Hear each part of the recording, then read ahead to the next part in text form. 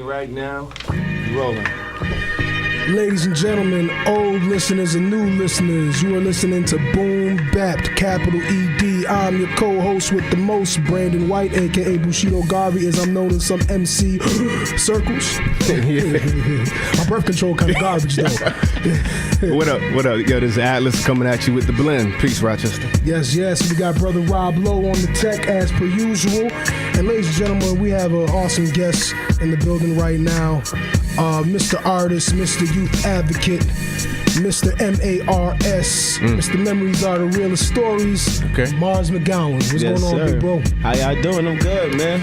Awesome, man. We're doing all right. For those who don't know, BoomBappED is an honest, open, and clear-headed exploration of education and cultural issues focused on, but not limited to, the Rochester area through a hip-hop lens. So we usually kick this off, Mars, by just asking our guests to kind of run down their resume, right? Just a little bit of who you are, you know what I'm saying? Okay. What you've done professionally, what you do professionally, what makes you tick outside of work. You know, just like a quick little 1 minute resume. Okay, well, I go by M.A.R.S. McGowan. I started off music amongst real struggles, McGowan, just because the music I make, I try to push it through the struggle, man. My life is like a struggle, so that's where I get the outlet from my music. Recently, I've been working as a youth advocate at Douglas with these kids, man. I love the kids. And I know they listen to my music too, man. So I've been not cursing for the last 2 albums too. So that's real. Just because I know they're listening, man, and I know they're influenced by the music. So I make sure I can reach all audiences with my music. That's what's up, man. My background is also in music industry. I'm sorry, I graduated from Oneonta, so that's where I really got the love from. Yeah, I went to SUNY Oneonta, man. Okay. What was the degree? My degree is in music industry. Music industry, yes, all right. Sir. Yeah. So it's like the business, basically, like in the background and how to read contracts and stuff like that. So when the opportunity comes, I feel like ready. I'm good. You equipped. Yeah. Smart moves, brother. Word up. So, the other part of the icebreaker, couple of questions for you. If you could only have one book, one picture, one album in your recording studio, you know what I mean, to set the tone, what would they be? Book, picture, album. With the book, I think I'm gonna go with 48 Laws of Power. Right. I read that in the last couple of years, man. It has a big influence on how the way I move nowadays. That's a dense book. So. Yeah, definitely a good book. If you haven't read that, please read that. The album I would have, that's hard. I would probably go Locks, We Are the Streets. That's my favorite group. Locks, right. That's one of my favorite albums. I grew up in that Rough Riders era. You were very Rochester, so that's pure Rochester's 80s baby, 90s child, 2000 adolescent. That's definitely there's a couple heads in this city that our age that would say that. I love Jadakiss is my favorite rapper. He comes in out the town a lot. I'm not afraid to admit that. So the picture I would have. I gotta go with the Malcolm X one, looking out the window. That's probably one of my favorite pictures, man, of all time. Yeah, it's so much power in that picture. It's not you don't really need a lot of words for that. You can just look at that and tell that meant business. Yeah. You definitely could. Yeah, ready for action, man. Right. You know. Indeed, man. Yo, like I was kind of saying, you ended up kind of giving a clue about your era and like the age you are, the age we are. Right, you know, being in our 30s. You know what I'm saying? When you said that you take We Are the Streets as one of your one album in the studio, right? So on Facebook, you recently said that you were 32 years young. Yes. Right. You know, obviously that's a play off of 32 years old, as many people say. Right. So many people feel the same. I feel the same for the most part. You know what I'm saying? But younger people, or even people our age, may not feel like it's 30 years young. Right. And instead, they might feel like it's 30 years old. Right. What are your thoughts about ageism in hip hop? You know what I'm saying? And what it means to be like a 30-something-year-old MC? Honestly, I think it's all about the talent and adapting with the times. I don't say adapt your style to what's going on now, but at least I would take an artist like maybe Dave East. He's like a rapper, but he also can do the trap rap at the same time, but he also has the stories that go with his music, and that's coming from a young guy, you know, so that's like a middle-aged guy.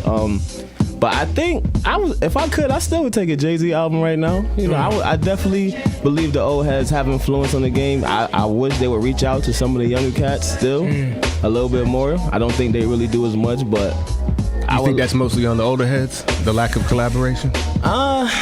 No, not as much as well either, because the young kids, they have something to prove. They want to come out and prove that their era of music may be the toughest, whether what we think or not. But so it probably can go both ways, because the old cats looking like that's not really rap, and the young cats is like, well, y'all old school. So it's like a mixture of both.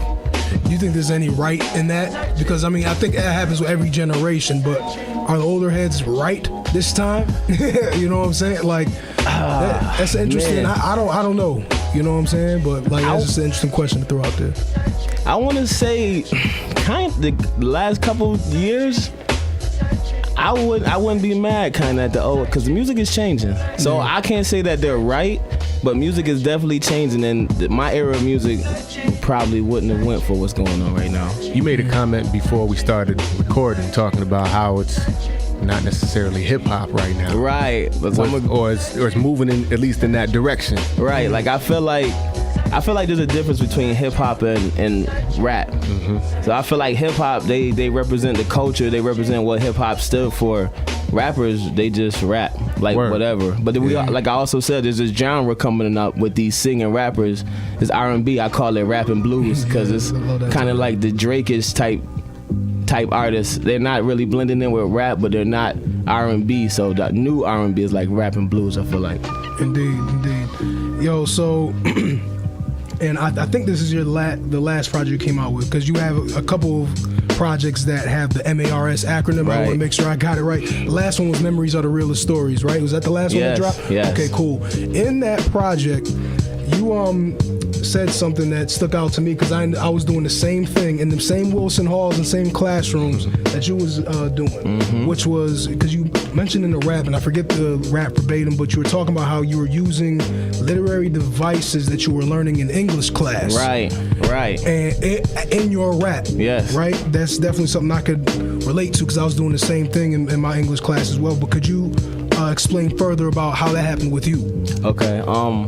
I think I want to start, because I went to Monroe for middle school. Shout out Monroe. You went to Monroe too? I did, man. I went to Monroe as well. Yo, small me as world, well, man. Small world. Word. I was at Marshall after the fact, so diverged at that point. But it's all good. I remember. I wish I could remember the English teacher name, but I was in MAP, man, and she was a strong black woman. Miss McFadden. Yes, there it is, Miss McFadden, and she was so strict with the English. Sure like, was. if you would have more than 2 or 3 mistakes, like she would give you your paper back. Like, no, you got to do this again. Yeah. So we started doing like poems in her class, and I think that's really where I picked up with rapping, like, because the similes and the metaphors and comparing certain things of life to things in rap. So I think that's where I started really writing. I was like, okay, I'm getting A's in my English paper, so I got this time really in class. Did you ever submit any of your rhymes to her? I submitted some of the poems, and they made it into like a book that was published.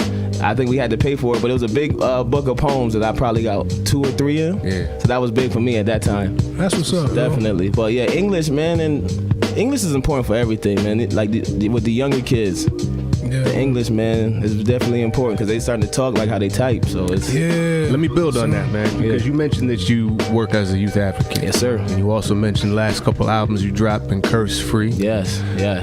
So that's a little bit of a hint, I guess, as to how you're going to answer this. But how has interacting with kids influenced your approach to music? Oh man, honestly, with me working with them and me being not as older and close to their age, they love it, man. And like, they listen to the music and they're excited. Like, the release days, they're more hyped than I am. I'm listening. I'm like, yeah, thank you. But it changes your like material, the things that you say, and it actually like builds your vocabulary, because all these curse words, they're kind of like, if you don't use them for action or have meaning to them, you don't really need them. It's a crutch. It is. It's a way to get through a bar, basically. I feel like you say the N word or you say a curse word, like, you don't have to say. It's a way for you to get to your 16.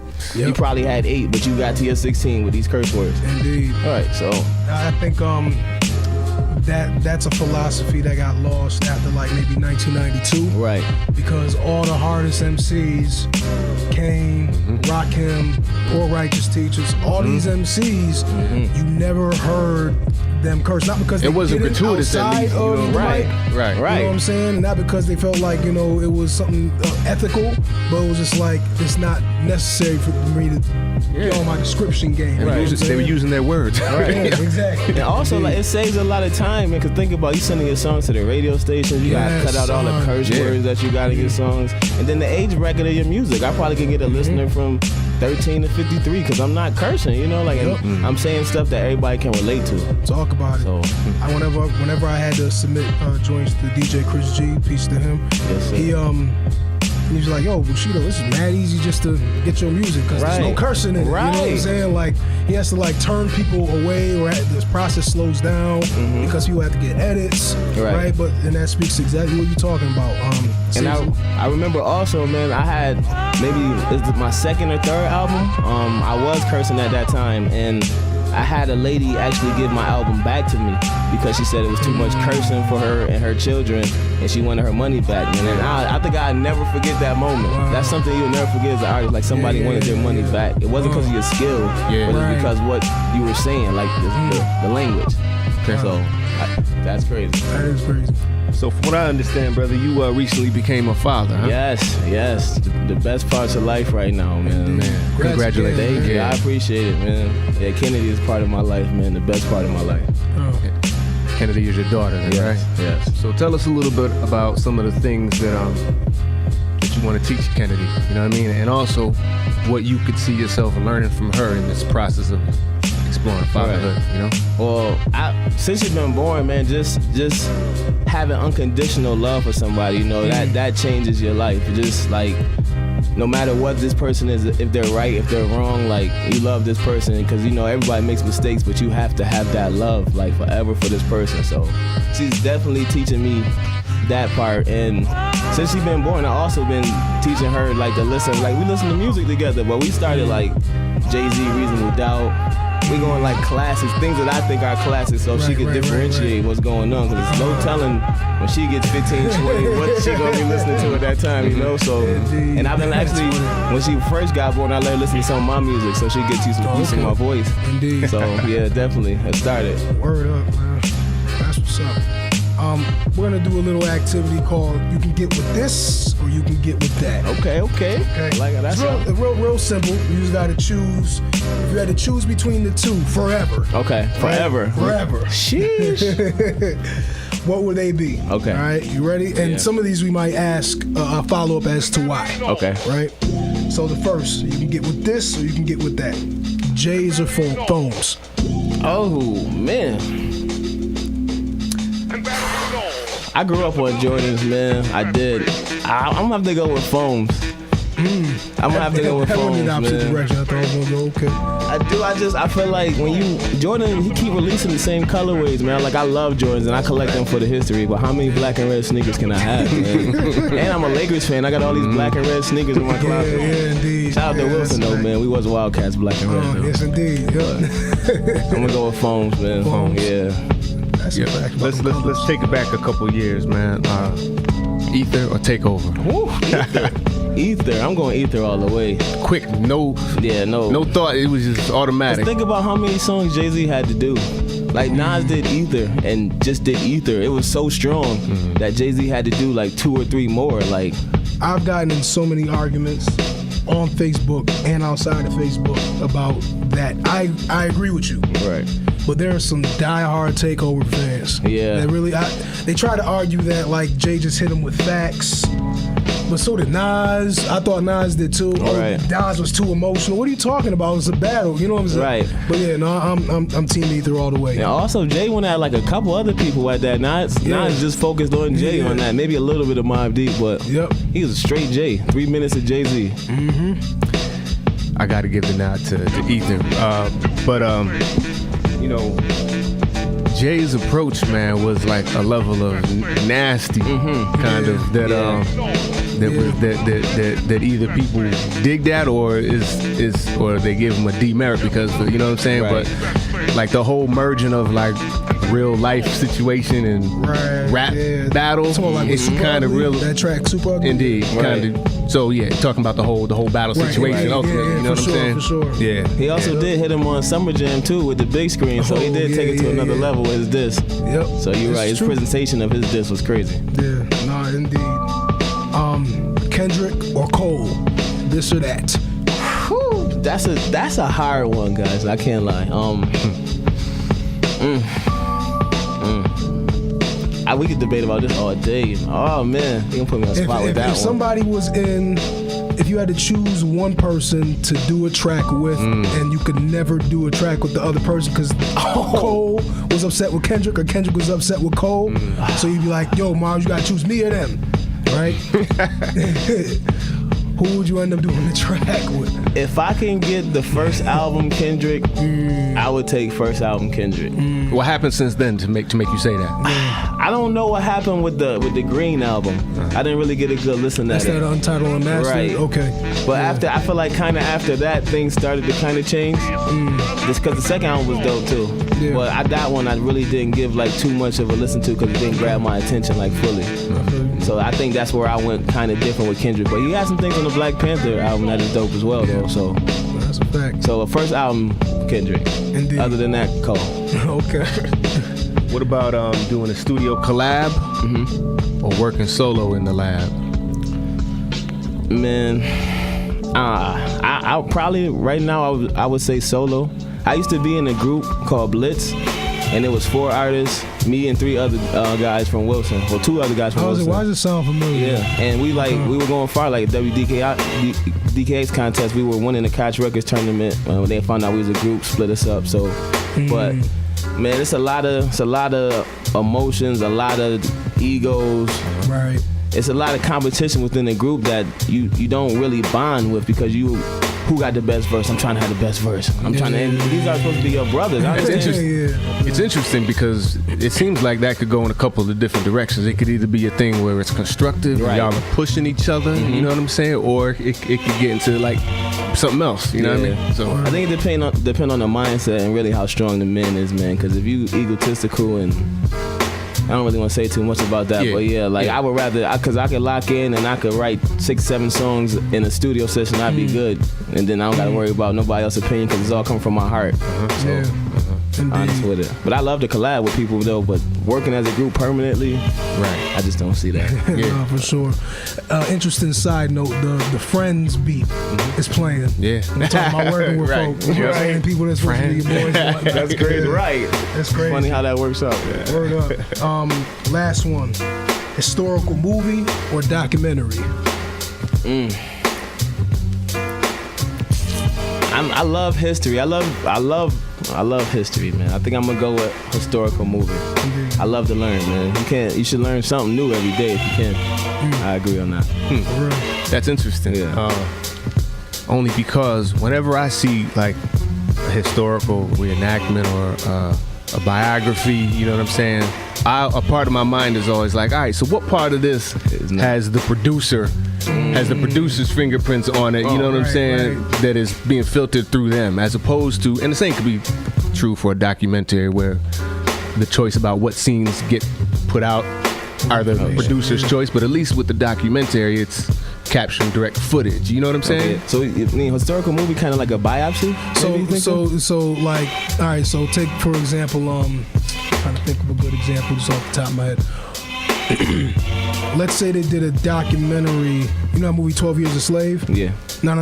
Let me rewind. Like Rapture. So let's say they did, you know that movie Lincoln, where they did like that whole movie about Lincoln that I think Steven Spielberg produced, made. Yeah. Right.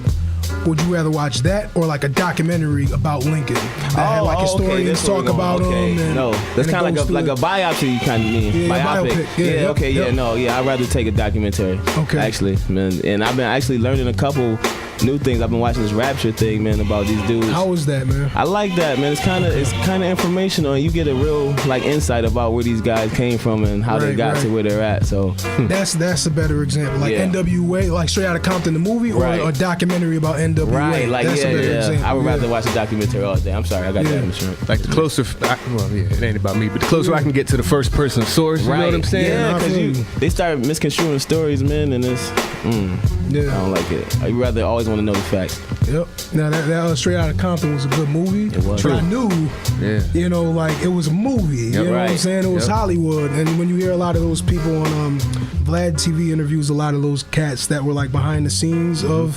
NWA making the come up, and they be like, it was a good movie, but all these like critical facts totally left out. Right. You know what I'm saying? So, yo, we gotta ask you. This might be a little interesting conversation. Every MC we have on here, we gotta ask them, who is their top 5? My top 5? That you talking about of right now or of all Dead time? or alive, all man. time. You can do both. You can do both if it's no order. I can't give it to you actually, really in order. that would be kind of interesting though. If you have a top 5 that's out now, and then an overall top 5 too. Period. You know what I mean? Okay, yeah, we could do that. Well, I got Jadakiss is my favorite rapper. He's definitely in my top 5. Jay-Z, just for us being from New York, man, I always wanted to have that New York sound in my music. Indeed. I'm gonna go Big. I love Big. T.I. always has been an influence on me. Yeah, there it is. Yep. And Fabulous has always had an influence on my style. Yeah. So I would say those are like my favorite 5. As of right now, I would put Cole in my right now fave 5. I like Cole. Everything else is kind of different, man. Like I go to the gym to a lot of people's music, but I can't put them in my top 5 because it's not really lyrical, you know. So I feel you. Yeah, I probably I won't separate it. I just gonna stick with my top 5 because right now the music is a little different, man. So one observation and then one question.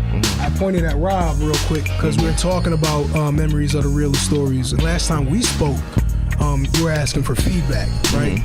And one of the things I realized in us talking was that I think I was listening to T.I., like one of his it was F a mixtape that joint did. Oh man, that's one of my favorite It's a great mixtape. And I was like, yo, this is what M.A.R.S. like. I saw the influence. You know what I'm saying? Like all them 5 that you just mentioned. Like I definitely see the gumbo of them 5. But that was one of the people that I had pointed out. I was like, oh yeah, like, you know, this dude clearly has like a T.I. influence. You know, M.A.R.S. So. And it's crazy that you mentioned that mixtape, man, because I remember that summer that mixtape came out. I think I played that the whole summer. Tough mixtape. That was a tough mixtape, man. But all his albums I like too, man. He's very influential, and just because like. He's from New York, but he took it down south, so he kind of mixed both of his styles. From New York. T.I.'s from New York. No. Where was he born, man? His parents are from up top. His dad is from New York. What? Yeah, you know. I had no idea, man. Oh man, his parents is from New York. That's interesting. So that's why his style is crazy. He really had to work at his craft to get his sound now, man. Because like I said, he's definitely from up here. Wow. You gotta listen to the first 2 albums. He mentions it. Yeah, man. Like I'm serious. I remember when that dropped, and I was like, yo, this dude is nice. Yeah. But I didn't know that was that influence. Right. You know what I'm saying? Oh man, y'all let me leave Nas out my top 5, man. Oh yeah, you left I left Nas out my top 5. You did. I didn't start listening to him till about 8th grade. My friends were huge Nas fans. I was like, I'm Jay-Z. But then when I did give him a listen, like, yeah, this guy is classic. Yep. So I'll definitely put him on top. I guess I got to stretch my 6 in the top 6. That's top 6. Indeed. So the question I wanted to ask was, because you had mentioned Cole in terms of your top, my new folk, right? One of the points that I've made, now we might have talked about this too, where yes, their music is different, or rap is different, but I feel like a positivity in that difference is cats like Cole get mainstream radio play. Right. Like I was a weirdo for listening to Common, Dead Prez, Talib Kweli, Mos Def. All these dudes are like Cole's and Kendrick's fathers, stylistically and content-wise, right? But now they get mainstream radio, and now it's for lack of a better term, just more popular to listen to them. Right. So in this era, yes, you have a lot of other crazy things going on, but you also have cats who are more well-rounded and bring skills to the table, and they're actually top 40 music. Right. You know what I'm saying? Like PXY is promoting Kendrick's tour. Right? Right. It's crazy. But see, that goes back to the old heads, like mentoring and coaching like the young heads, because like Jay-Z has put Cole in a lot of places with Rock Nation, and he's kind of made it acceptable. Like, okay, I've given Cole the voucher. So now the voucher has gone to the radio stations, and people like that's how they really like.